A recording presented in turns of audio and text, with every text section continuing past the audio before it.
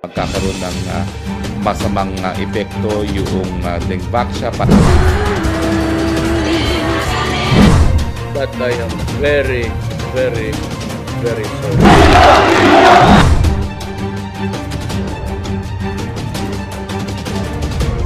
Time to know the news of the week. I'm Ria Fernandez. This is the MB Rundown.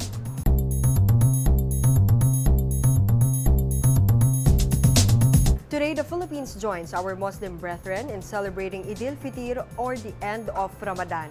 Thousands of Muslims gathered in various parts of the country early in the morning for this special occasion.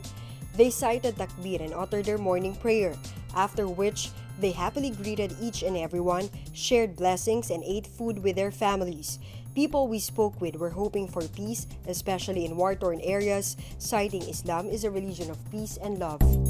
The government decided to reschedule peace talks with the National Democratic Front of the Philippines, or NDFP, citing the need to get the public support. Presidential advisor on the peace process, Jesus Dureza, said President Duterte wants to expand the negotiations to the bigger table, which includes the general public. This is to ensure that our last chance to end the world's longest communist insurgency will not be squandered away.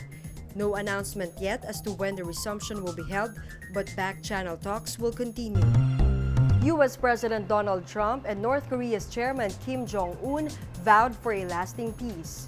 The two leaders held a first and historic summit in Singapore Tuesday.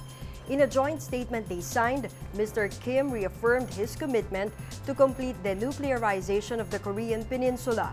They also committed to establish new relations between their countries for peace and prosperity. In addition, they agreed to repatriate prisoners of war and missing in action during the Korean War. Mr. Trump and Mr. Kim promised to implement these stipulations fully and expeditiously. I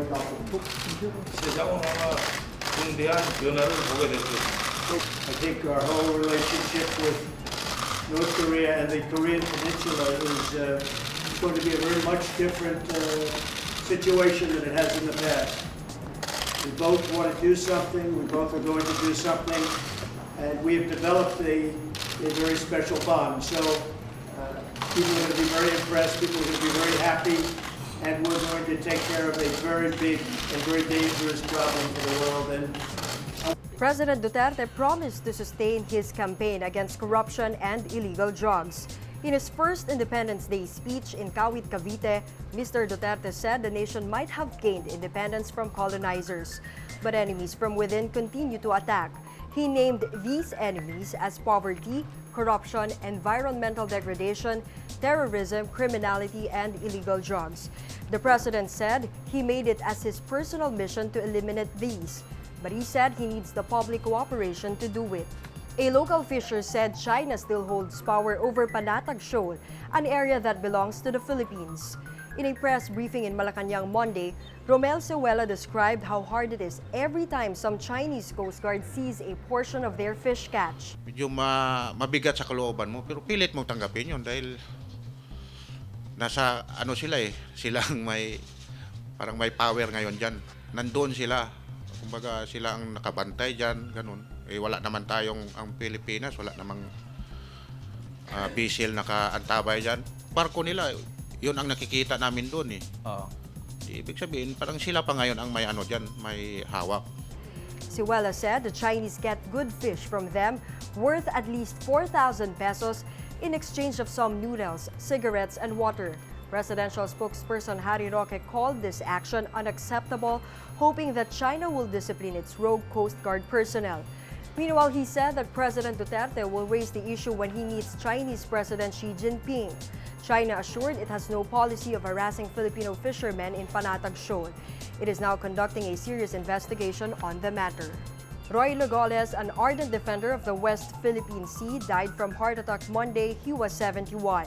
Golez established the West Philippine Sea Coalition and movement and alliance to resist China's aggression. Prior to this, he served as Parañaque's representative for 6 non-consecutive terms. He was also the government's national security advisor from 2001 to 2004. It's a back-to-back win for Golden State Warriors. On Saturday morning Philippine time, Warriors won against Cleveland Cavaliers 108-85. This is their second straight title and third in 4 years. Meanwhile, Kevin Durant was named as this year's NBA Finals MVP. Let's take a quick recap of the NBA rundown for today, June 15. Filipino Muslims celebrate Eid'l Fitr. Government resets peace talks with NDFP. US-North Korea summit vows for a lasting peace. President Duterte announces sustained fight against corruption and illegal drugs on his first Independence Day speech. Local fisher says China still holds power over Panatag Shoal. West Philippine Sea defender Roilo Golez dies at 71. And Golden State Warriors win in the NBA Finals. And that's the NBA Rundown. I'm Ria Fernandez.